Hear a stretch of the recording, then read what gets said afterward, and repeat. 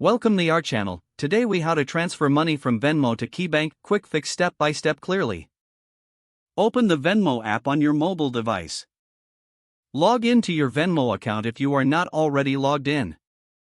Navigate to the Manage Balance section, usually found on the home screen. Select Transfer to Bank. Choose the KeyBank account you want to transfer to. If you haven't linked your KeyBank account, tap Add Bank and follow the prompts to link it. Enter the amount of money you wish to transfer. Select your transfer type. You can choose between standard or instant transfer. Be aware that standard transfers may take 1 to 3 business days to complete.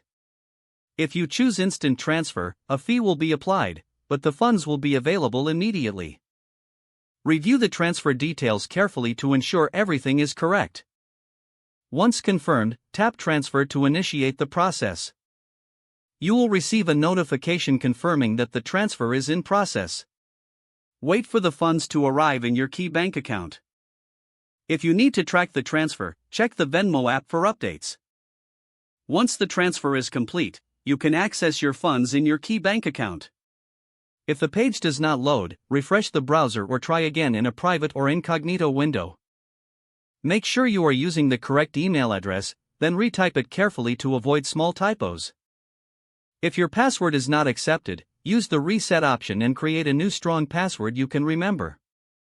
Check your spam folder for verification or security emails, then complete any requested confirmation steps. Enable two-factor authentication if available to improve account security and reduce unauthorized access risk.